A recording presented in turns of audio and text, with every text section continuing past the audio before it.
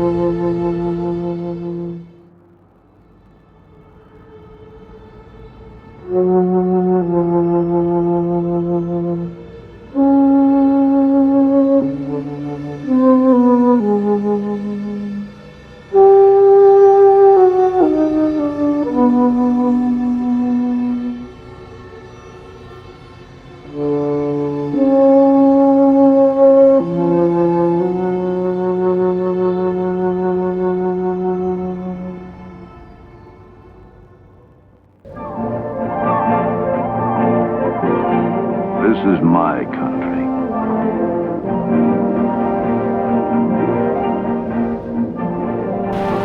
I've spent all my life in areas like this, as close to the animals as a man can get.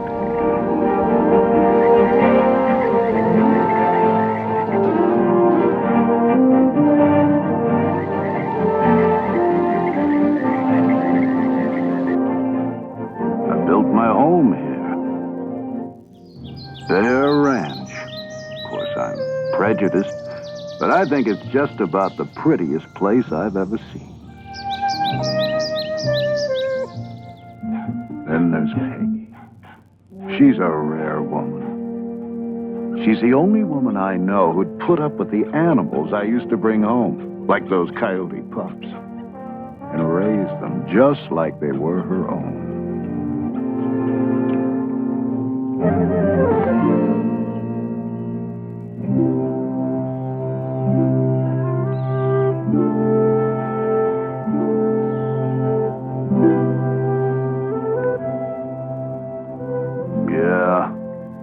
We've shared more ups and downs than there are in the High Sierra. Those were good days. Simple, clear cut. You see, I'm a tracker. And believe me, I'm the last of a vanishing breed. I know tracks, like the FBI knows fingerprints. I specialized in renegades, killers of livestock, and sometimes people. I didn't kill for sport. I went after the right animals so innocent ones might be spared.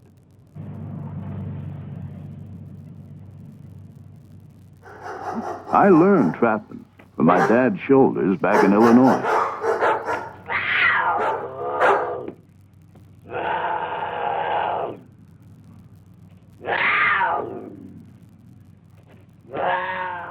Since that time, I've worked for the government, territory, sheriff's office, federal game warden.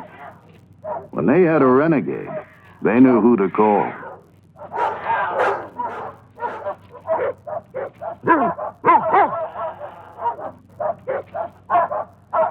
There was a time me and the dogs got called up all the way to Kodiak, Alaska. There'd been reports that Bear had been killing the cattle.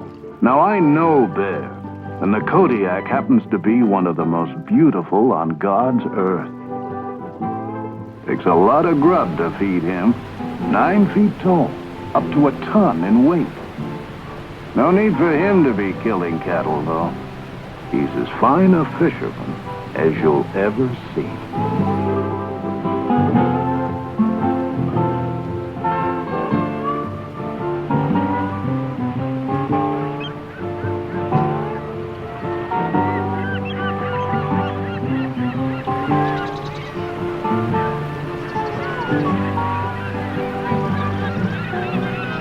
The ranchers were getting $5,000 bounties on these so-called cow killers. So I moved in to set things straight.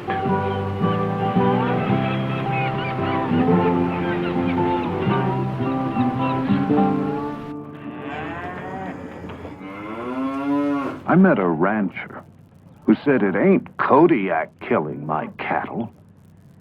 I finally found someone I could talk to. He said, Bigfoot.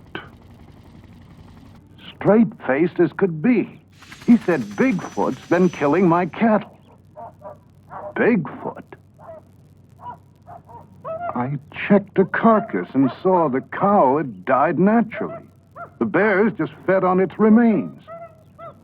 Found out after the grass was waterlogged. Not enough protein. Cattle died of malnutrition. Kodiak? Bigfoot? People always want their questions answered in such neatly wrapped little packages. Well, I'd heard about Bigfoot. Some abominable snowman who'd wandered across the Bering Strait before the Ice Age. I couldn't believe a grown man would tell me a Bigfoot was killing him. What a bunch of hogwash.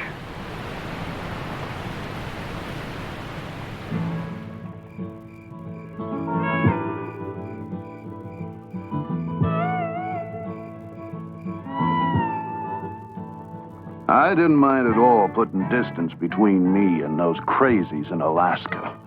And it felt good to be with some sensible folks like Peggy's brother.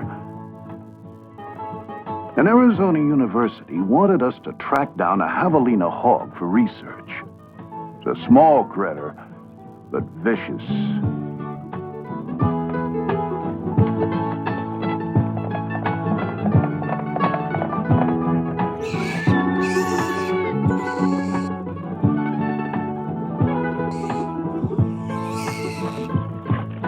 Well, I told my brother-in-law about the wild Bigfoot story at Kodiak, but he didn't respond as I'd expected. He said, "Don't be so quick to make judgments. There's something I want you to see." He took me to what Indians called the land of petrified wood. There, carved in rock, were drawings of a creature with big hands and big feet, exactly as I had heard Bigfoot described. The drawings were 700 years old. They told how creatures the Indians called stickmen had come in the night and stolen the Indian children. The Indians abandoned the village in fear.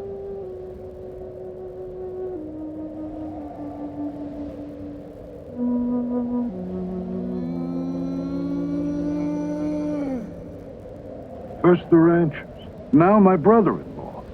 My head was reeling with Bigfoot.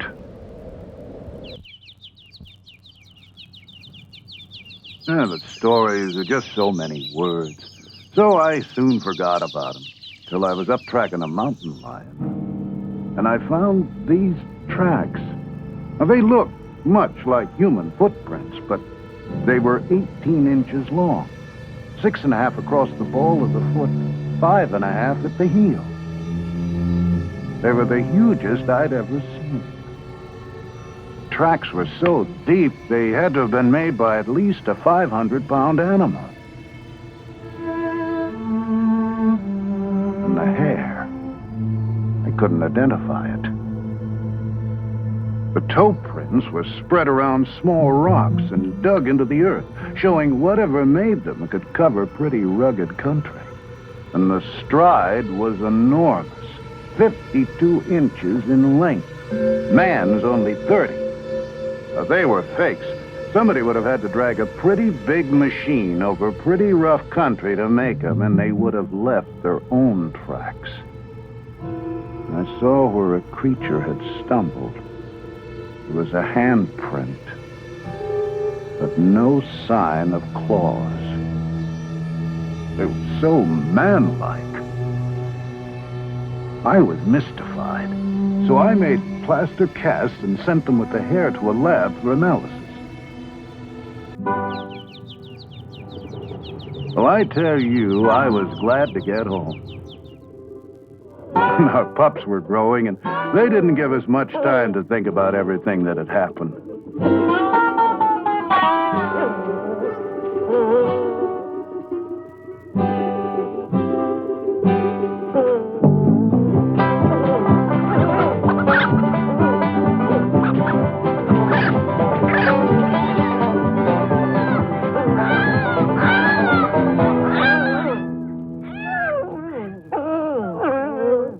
I was called to chase a renegade bear up north. This time, I wasn't so eager to return to the mountains. Tests had shown the hair samples and tracks couldn't be matched with any known animal. I was uncomfortable. The animals were even acting strange.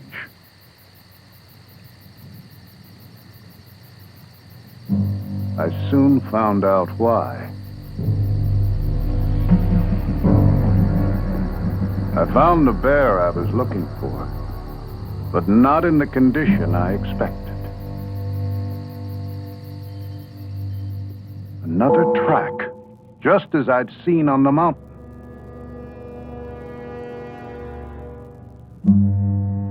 And there, between its teeth, the hair. I was astounded. A 600-pound bear that had stood 8 feet tall, lying by the side of the creek with its neck broken.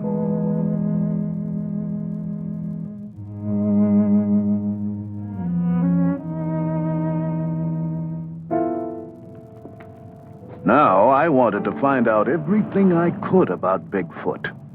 I advertised for any information or leads.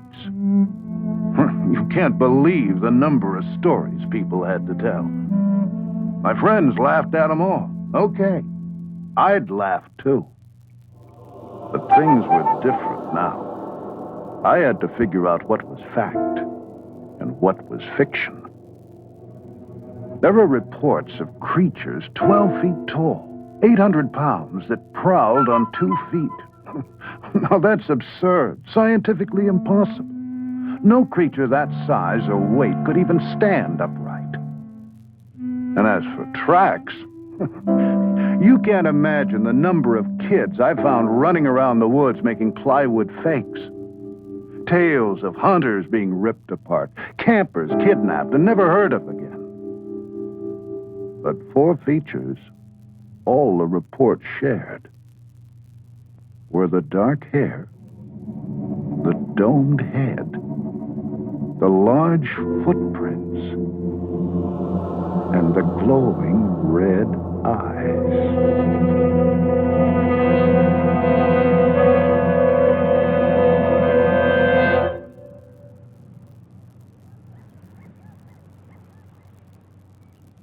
Nature's my home. How could some missing link be wandering around up here without me knowing it?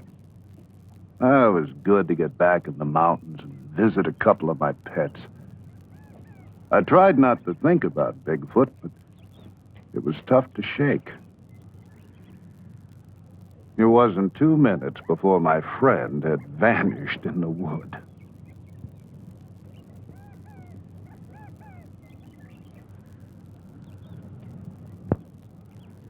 Well, I set out after him, but I couldn't find him anyplace.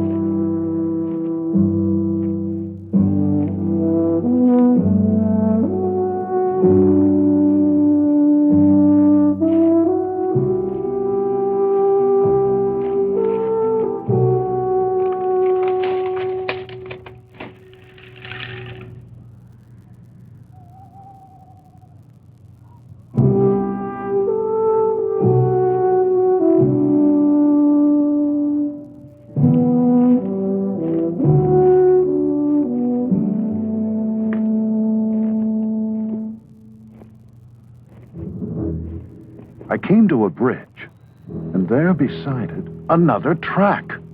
Fresh. My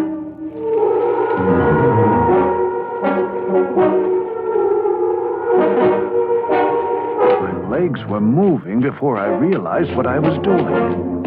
I couldn't believe what I'd seen. I had to get a closer look.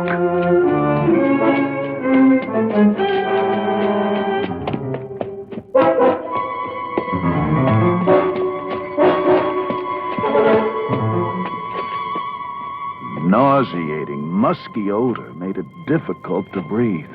But I had to find out what I'd seen. It was getting dark. Time was growing short.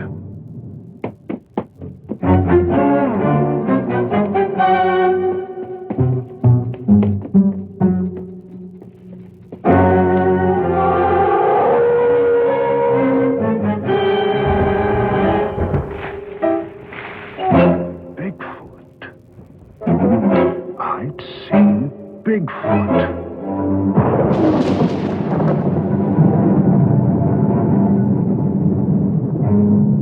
What the hell was I doing? I was here alone, without a rifle, without anyone knowing where to find me. With a 500-pound, 8-foot-tall, vicious creature. I had to get out of here. Get some help.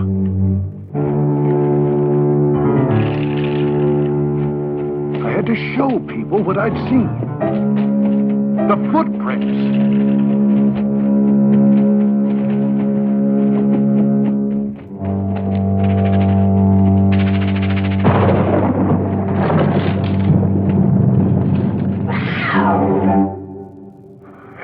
Just the cat.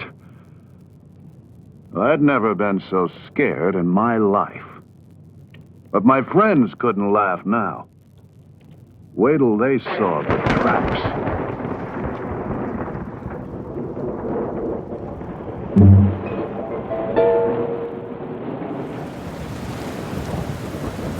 But the rains came and washed the tracks away.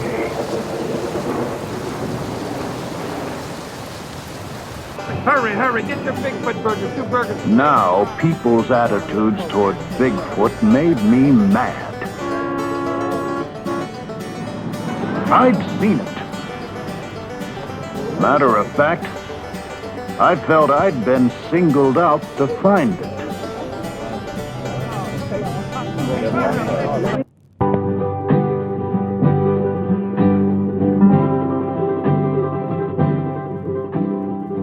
Where do you begin? Jackson Hole, Wyoming. A suspicious set of tracks. I really thought I was onto something. Over 500 on the side of a mountain. The tracks are funny things. The smallest print can melt, freeze, get snowed over. And before you know it, it's gigantic. Here, the supposed Bigfoot was a little old coyote.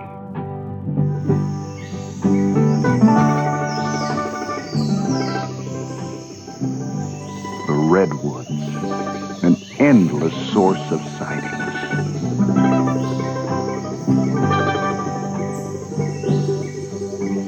this creature were here, where did it hide? I searched in the caves formed by the roots of the ancient trees.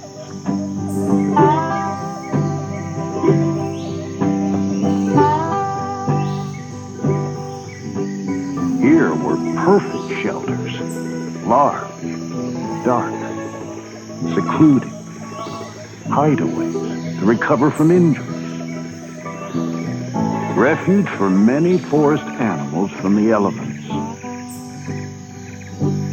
Protected privacy when giving birth. Hundreds of tree caves, but no tracks, bones, or unusual droppings. No clues at all. I had to be wasting my time. But there was a statue carved in redwood. Its image was based on hundreds of sightings collected over the years. And it was exactly like the creature I had seen myself.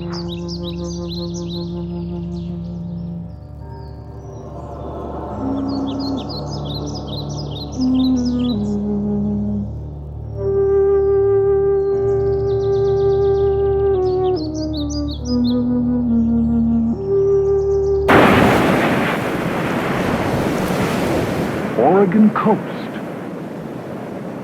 Reports of Bigfoot feeding during the run of the nightfish.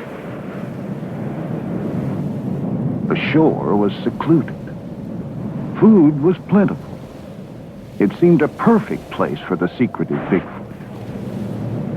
So I waited. You don't know what it is to wait till you've been a tracker.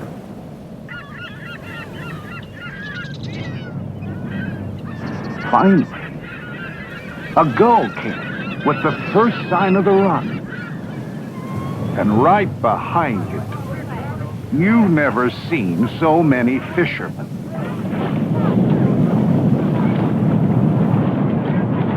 My secluded beach turned into Coney Island. Only way Bigfoot could show up here was wearing swimming trunks. One bum steer after another. How was I supposed to know which lead to follow? I was running out of time, and I was running out of money. As we left, I felt like the waves were laughing at our backs.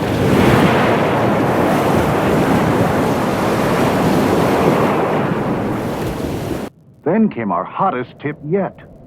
We couldn't turn it down.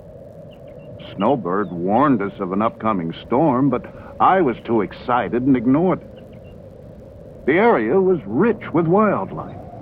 And why not Bigfoot? Plenty of food, plenty of cover. This time, remote from man. There it was. My efforts had paid off. And this time, I was ready for it.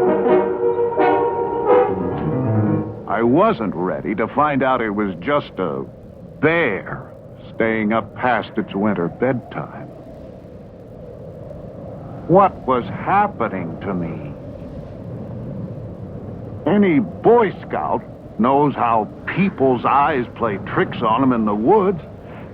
I was like a gun-happy hunter that makes a 10-foot grizz out of a charred old tree stump. Even the snowbird was laughing. And why shouldn't it? Here I was, a grown man running around the woods chasing some fairy tale. I felt like a fool. Well, I was out of patience, and I was out of money, so I took a job up in the wilderness around Bossburg, Washington. Had to photograph a cinnamon bear in its natural habitat. You want a bear? Here's a bear. Piece of cake. I always got what I said after. Except Bigfoot. Then I saw it. A deformed version of the track I'd seen so often.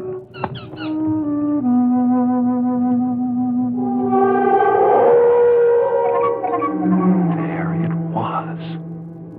Finally, face to face with Bigfoot.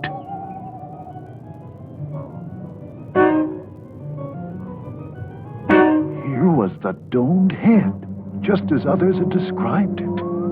The thick, dark fur to protect it from extremes of weather and allow it to pass unnoticed in the night.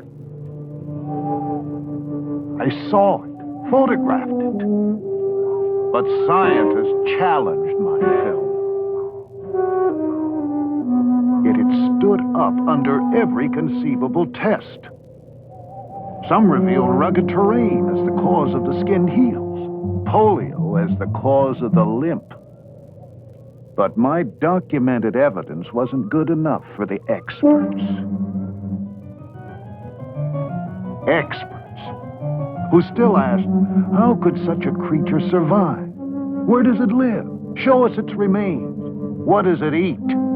Experts who challenged my word but claimed credit for my film and profited by it on lecture circuits.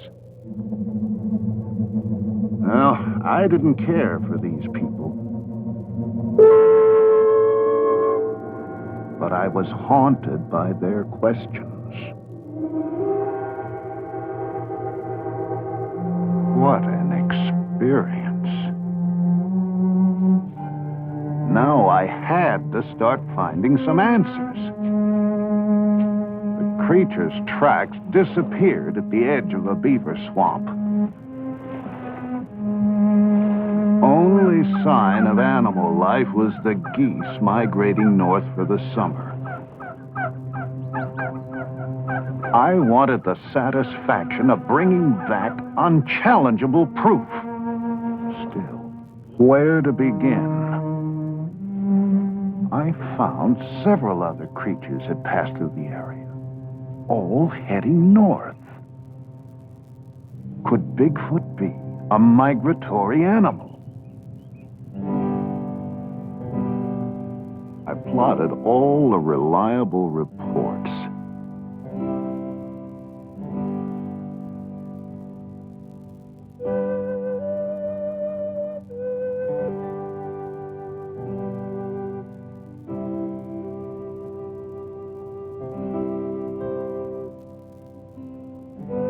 There actually seemed to be a migratory pattern extended over thousands of miles.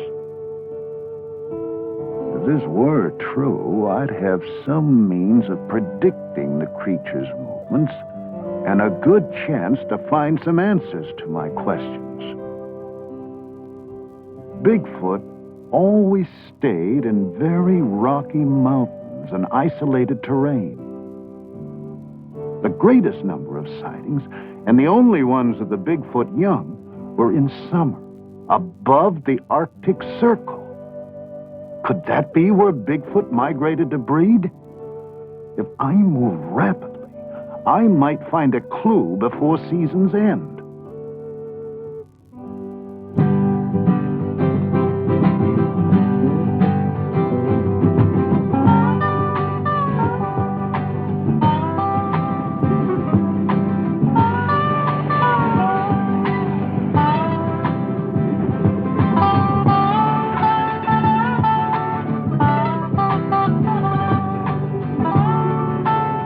Peg and I took our camera and planned to document every step we took.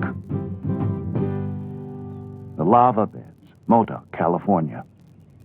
If Bigfoot were a migratory animal, my theory had to hold up all along the way. A track, centuries old, preserved in the lava. My theory was working. But I wondered how Bigfoot survived the violent eruptions that brought the lava rock. As usual, nature provided me clues. I saw these two little ground squirrels so much in love they took no notice of me or the dangers around them.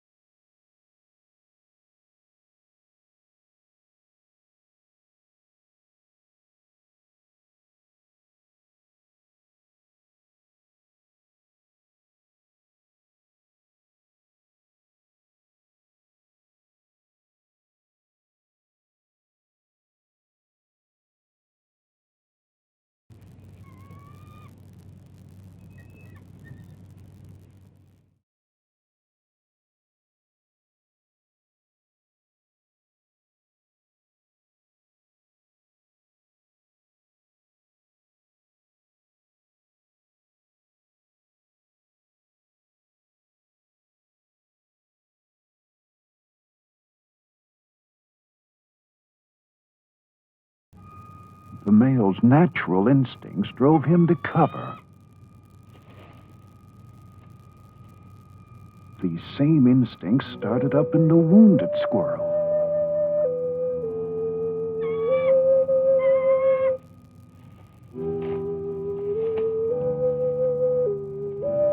Nature was reminding me of her basic law: survival.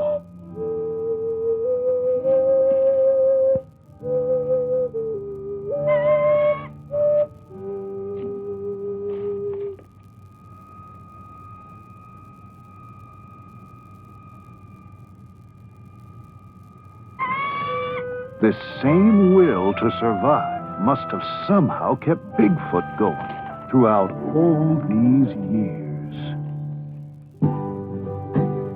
But where did the creature go if it were injured? The caves, Mount Lassen.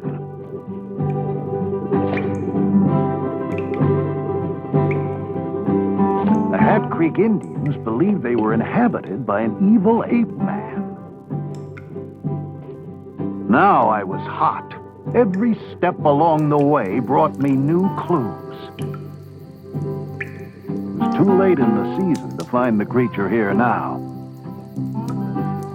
But I'd soon catch up with him above the Arctic Circle.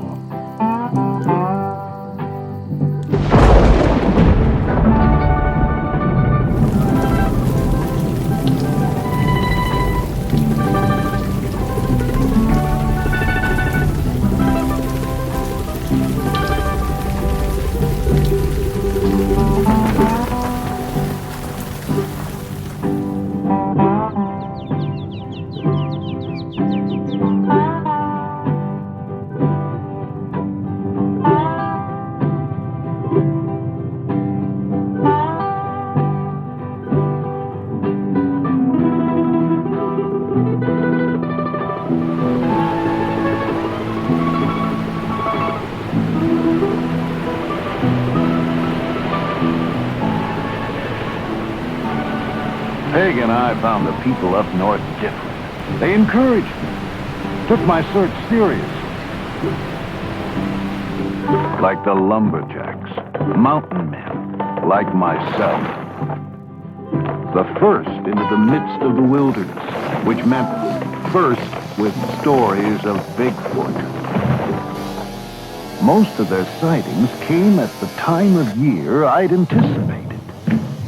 They were sure when Bigfoot passed because strange happenings followed in a nearby valley. Herds of goats come and perform a ritual suicide. Sure enough, the goats were there, looking as if they were grazing normally, but actually eating pounds of dirt. With one gulp of water, the earth turns to cement, and they die, lying in the shadow of Bigfoot, etched in rock 26 feet high, and the wolf, his only known traveling companion. What went on in this valley Bigfoot passed through went against all the natural laws of survival. And the rock formations, too massive to have been shaped by man, presented another, totally unexplainable, natural phenomena. To those who cried, for Bigfoot to exist goes against every bit of scientific data known to man, I could now say how much more there is to know. I felt close to the adventurers who'd left their calling cards at Watson Lake as they crossed into the Yukon, and even closer to those who'd made a similar journey at the turn of the century, who set out after something they didn't know where to find, but knew was out there someplace. With so many pouring into the Yukon during the gold rush, it's no surprise there'd be such a rich source of stories about Bigfoot.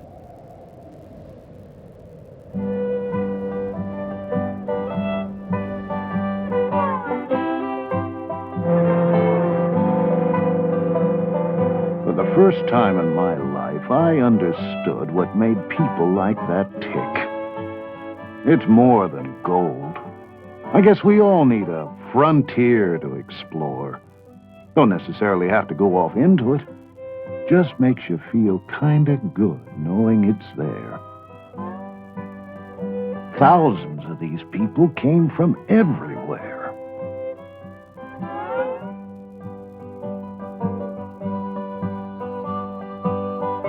Tent cities sprung up where no man had ever even walked. If Bigfoot came here to keep clear of man, its seclusion didn't last for long. Such a rich source of information had to bring new leads. Sure enough, an old miner's story told how the glaciers up there were the burial grounds of the Bigfoot. That would explain why there were no remains. The creatures carried their dead over thousands of miles just to deposit them in crevices that opened up in the spring and fall. Can you imagine?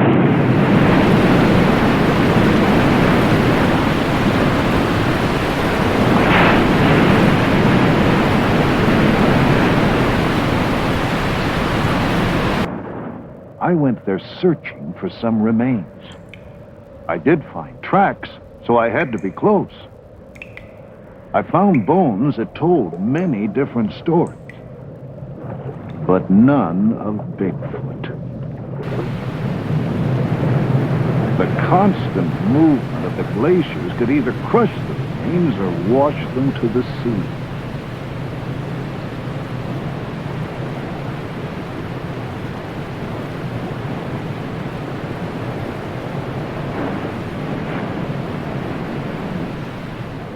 Burial grounds of the Bigfoot. I thought of the people who were the source of these stories. Their friends called them crazy, and some of them might have been. But you wouldn't believe the extremes they went to for their fortunes, romance, and the unexplored.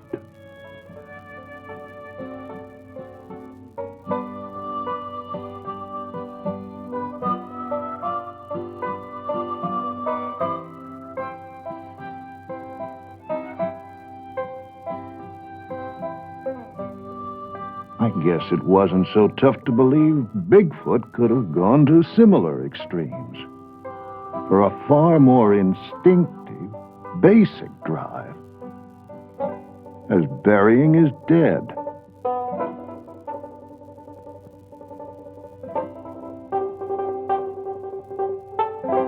So many questions. Well, I sure understood what drove those miners as they sailed up the river in pursuit of gold. For I'd soon ride the same river in pursuit of Bigfoot. The miners were gone now, but I knew Bigfoot had to still be around. The frequency of current sightings meant he'd somehow survive the diseases the white man brought into the wilds. The tuberculosis, measles, that wiped out whole tribes of Indians and Eskimos.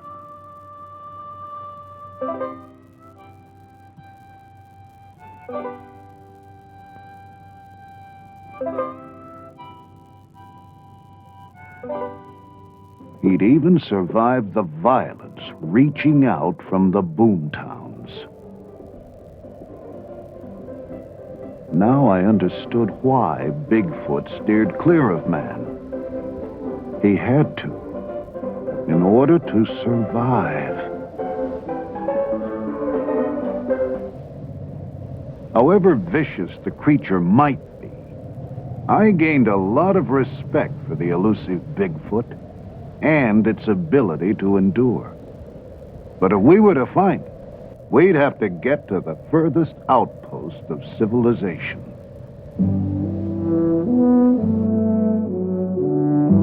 When we ran out of road, we saw the remnants of the old pioneers giving way to the machinery of the new. Thousands were now pouring back up to the new gold rush for the black gold, oil.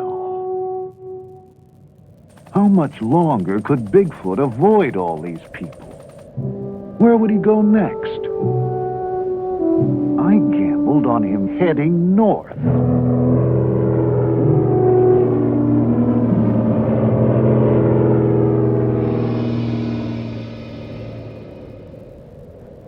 Well, traveling had been tough, so we treated ourselves to the fanciest hotel in town. There, Yukon Frida.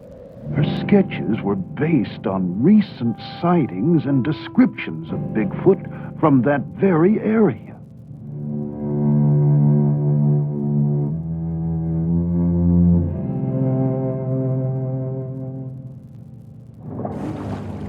As we started our journey up the river, I thought of the statues and drawings I'd seen in Arizona, California, Oregon, Washington, British Columbia, the Yukon, and now above the Arctic Circle, all of them resembling the very creature I saw myself.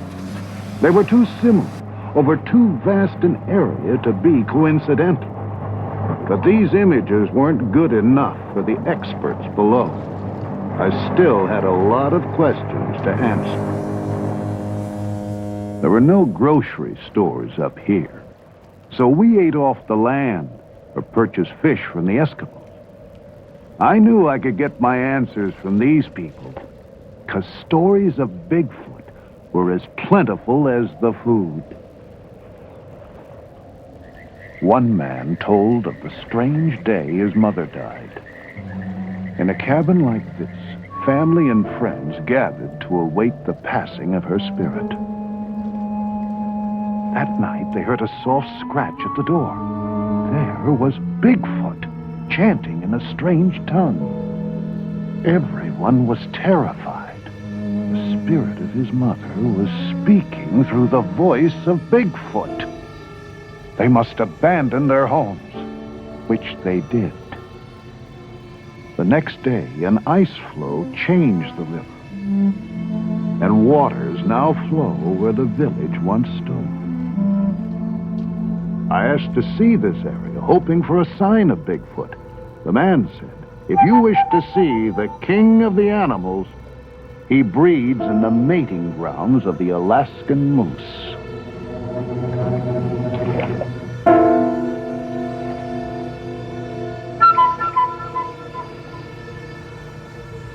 The moose came, as if a sign, reaffirming the man's words.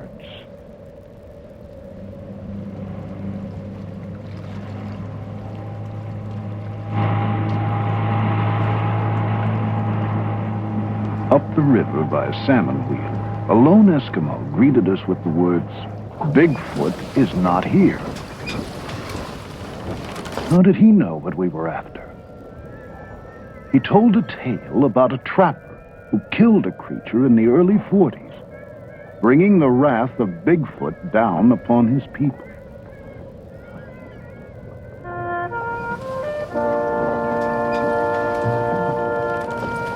He said, one night I was caught out on the trail with only a few minutes of twilight left. The lights began to shine in the sky.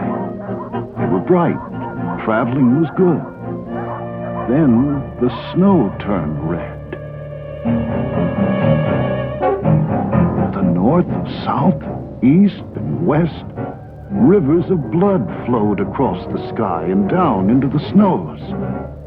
It seemed to be the last day of the world. Bigfoot was punishing us for bringing it sorrow. But then, the good white light rose from the north. What followed was a battle of 1,000 warriors. The white light was the spirit of Bigfoot, left to die by the trapper. It returned in the form of a white raven to to protect us from the red wrath of its grieving brothers. If you travel the river, you may see him. And if you do, he will bring you luck.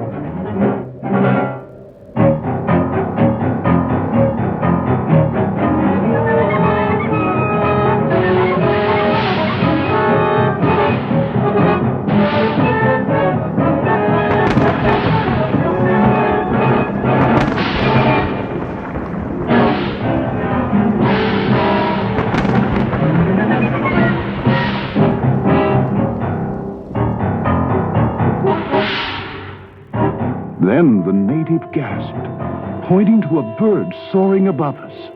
The legendary white raven. The fisherman said, "Bigfoot smiles upon you. You will bring word of him to the people below."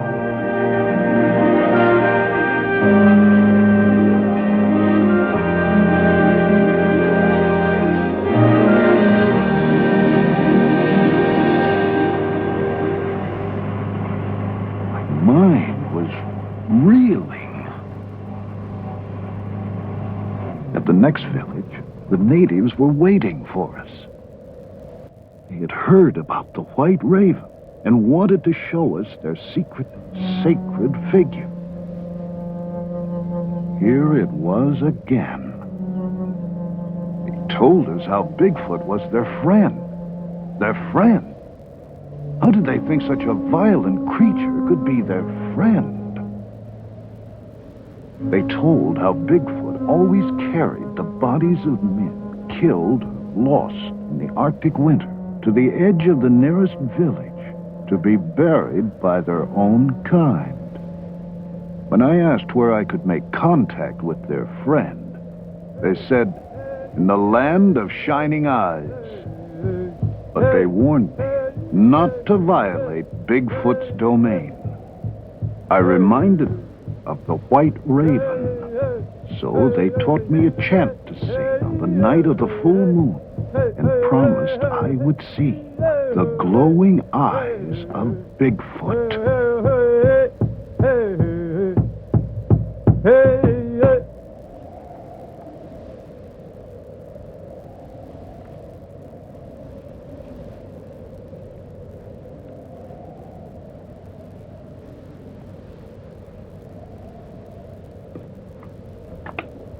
Well, I wasn't going to have a thing to do with any chanting. So I set up walkie-talkies 300 yards from the tent to monitor any movements on the tundra during the night. At the first sound, I'd have a jump on the creature.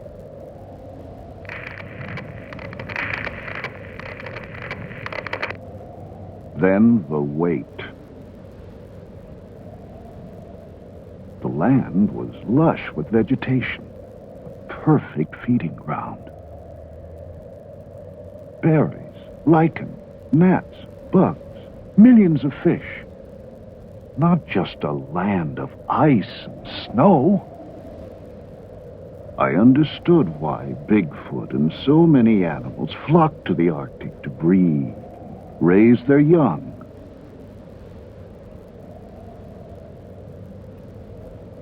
But this land was strangely silent. Where were the animals?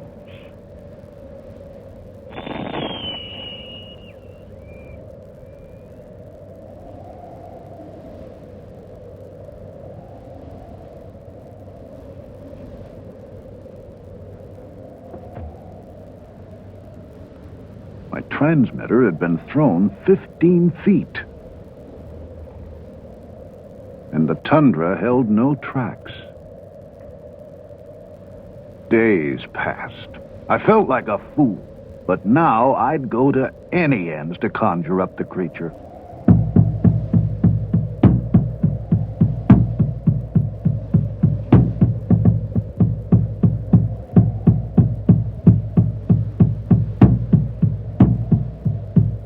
Soon Peg saw what she thought were two car lights approaching.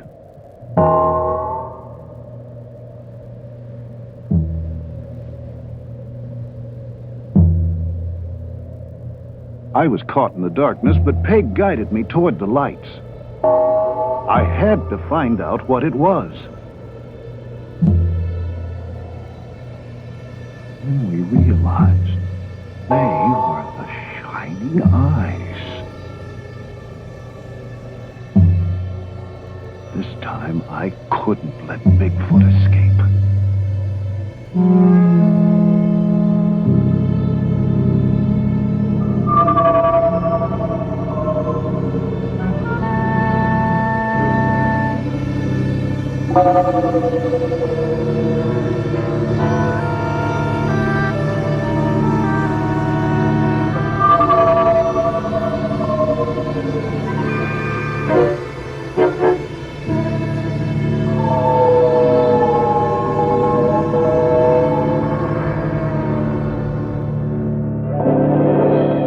But dawn broke, and it disappeared behind a rainbow.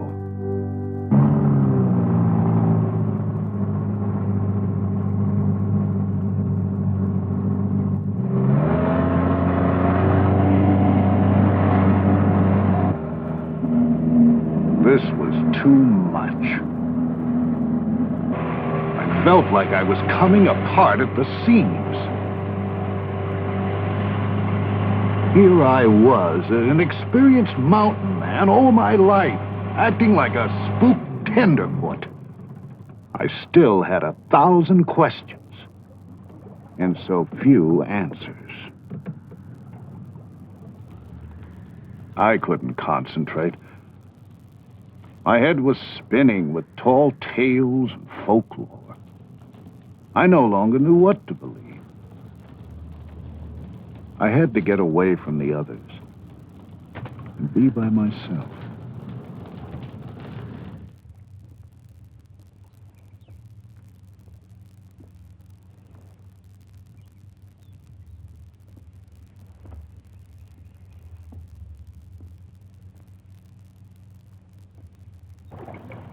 There were the salmon, back after 10 years of living in the sea, to spawn in the exact place of their birth, and then to die. They reminded me of those I'd seen at Kodiak in the days when I was a pure tracker, stuck to nature's signs and wasn't so confused with all the legends and stories of man.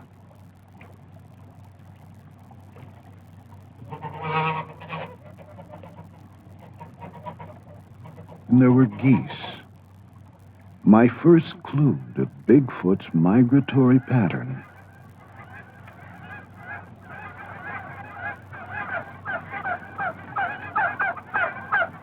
I began to feel close to nature again. I knew that's where I'd find the answers to my questions.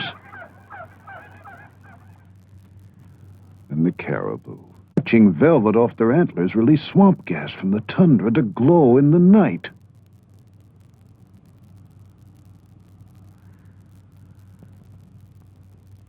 Then I saw what must have been the monarch of the north.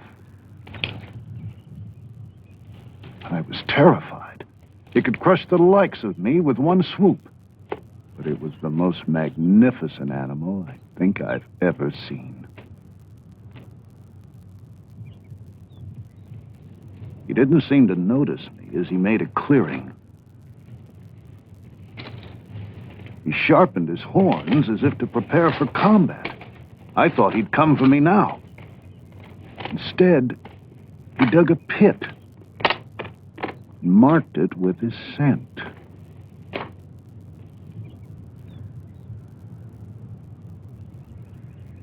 This attracted cows from all over the area and seemed to warn other bulls to keep away.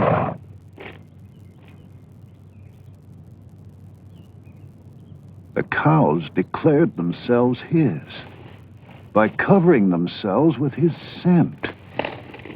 I'd made it. The mating grounds of the Alaskan moose, where no man had ever been before, and possibly the breeding grounds of Bigfoot. Some young bulls seemed a little overeager and found the monarch defending his territory against all intruders, while others waited for the right moment to move in.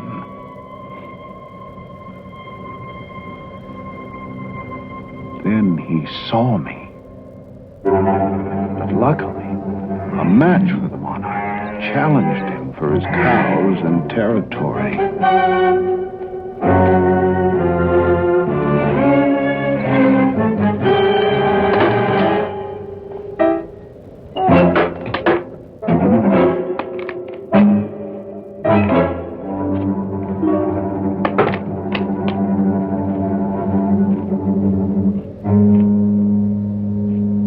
Those who'd waited now moved in.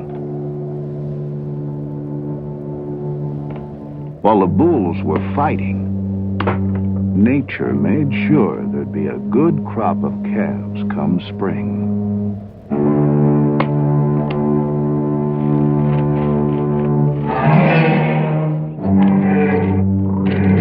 Finally, the monarch triumphed.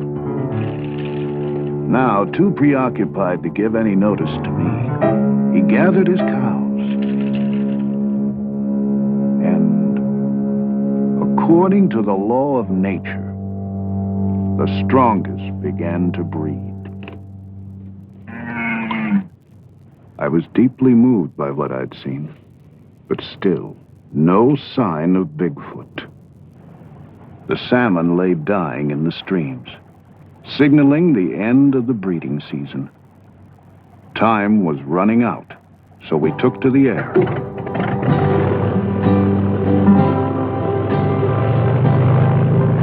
The Arctic winter could close us in at any moment, so we had to move fast.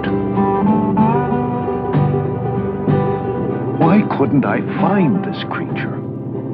Was my theory wrong? When I saw the expanse of space below, I laughed. Anything could be out there. They'd found Stone Age men in New Zealand. There were prehistoric fish being pulled out of the Persian Sea. My God, a primitive man walked out of the mountains 70 miles from the capital of California. There's so much territory yet to be explored. We found undiscovered wrecks of men who tried to break into this wilderness and were never heard of again. I couldn't think of the risks. Everything I believed in was on the line.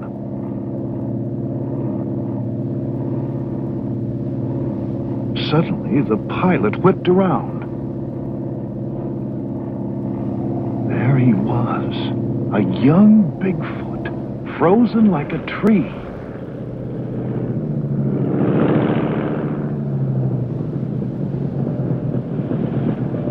We raced back to the river, but he slipped away. Seeing the young Bigfoot confirmed my theory. I could now roughly predict the creature's movements. The crew celebrated the sighting, but it wasn't enough for me. I knew I needed to document Bigfoot's habits. The young Bigfoot's tracks led me from the river to a lush meadow. He'd passed through a herd of grazing muskox. I wondered what Bigfoot fed on. Maybe he ate vegetation too. Or fish. I'd seen him by a river. Of course, he could have been cleaning himself. Or drinking. Of course, he could be a predator. One of these oxen had lasted him half the winter. Bigfoot's behavior still held many mysteries. But now it was just a matter of time before I solved them. Sun up, yeah, that early start. We can get the door. Winter now closed down on us in earnest. We were forced to move south, just like the animals.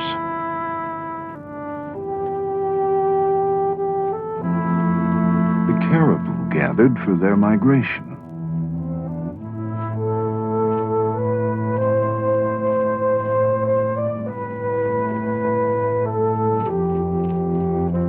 might be the source of food for all the meat-eating animals that followed.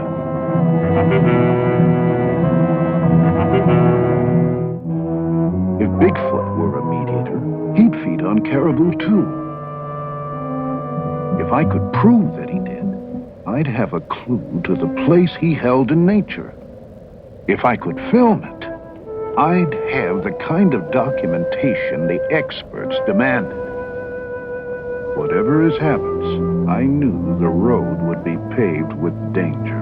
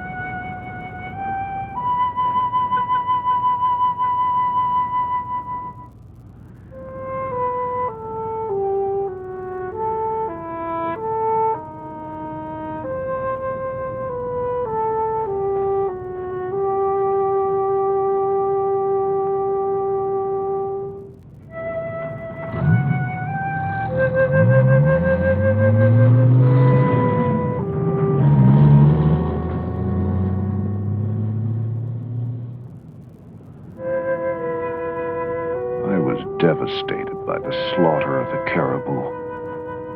I kept thinking of Bigfoot and its migration. It had to be protected. It could be wiped out before I had a chance to study it. But how could I get protection for something so few believed existed? I needed that unchallengeable proof I'd first set out for. There was no sign of Bigfoot with the caribou. It must eat vegetation or fish. The perfect place. Beaver Swamp in the spring.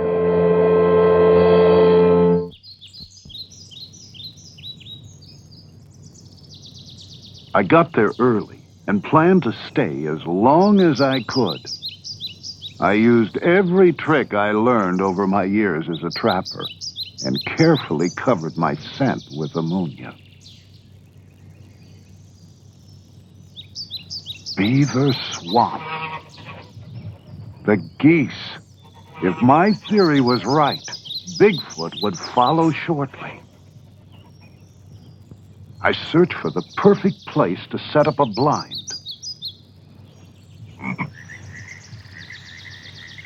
When I found it, I moved in and set up my cameras.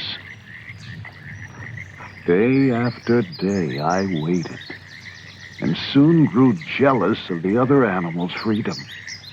I was stiff, chilled to the bone, but I was determined not to make a move that might warn Bigfoot of my presence.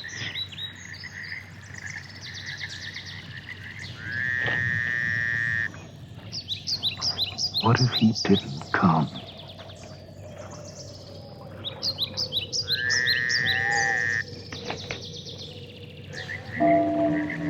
Then a movement in the woods. The sun hadn't come up yet. It was hard to make out what I'd seen at first.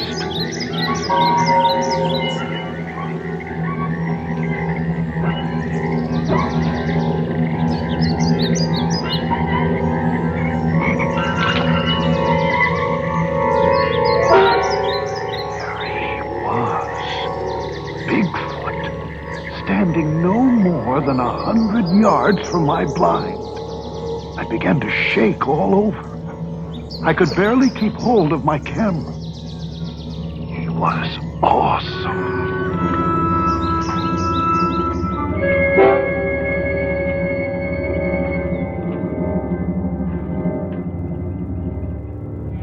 Then, behind me, another one, smaller, possibly younger. How many of them were there? Was I surrounded? They were the most extraordinary creatures I'd ever seen. I now knew why the Eskimos called Bigfoot the king of the animals. The older, larger one was 7 feet tall, 450 to 500 pounds. His domed head and long dark hair, just like the other creatures I'd seen. His odor was overwhelming, the same thick, musky scent that first led me to Bigfoot so long ago. The young one was no more than 5.5 feet tall, 250 pounds. If my guess was right, probably on its first trip away from its northern breeding grounds. He'd probably never seen a man before. If he saw me, he could panic and attack. Then I looked around and realized the other animals were carrying on normally. If danger was around, they would have fled.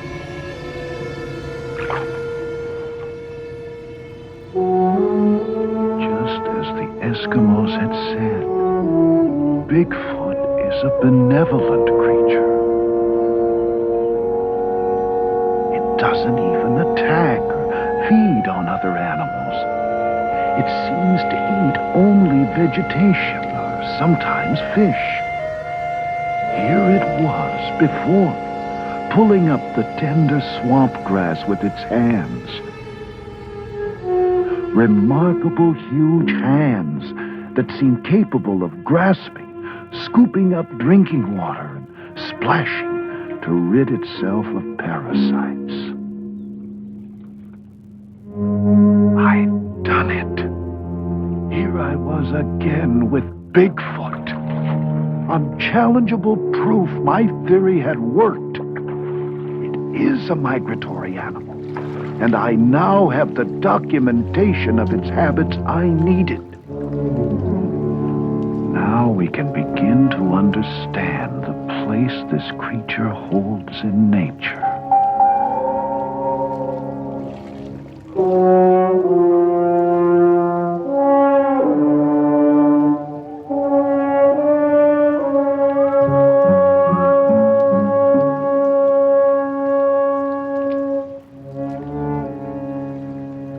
A raccoon came out to start his day's hunting. I knew the nocturnal Bigfoot would soon return to the cover of the forest.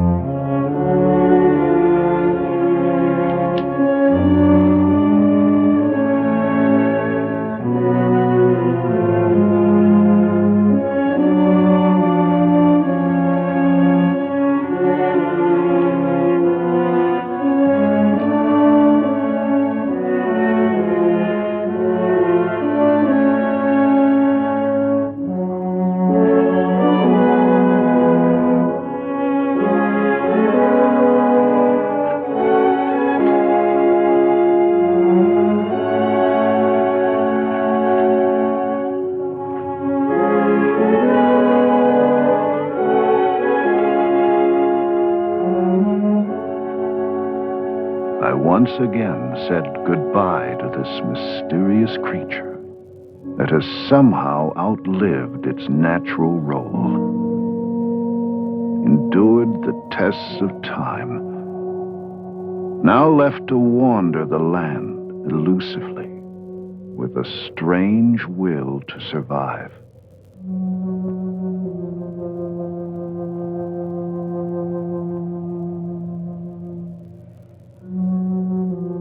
Oh, I still have plenty of questions, and I'll continue my search for the answers now.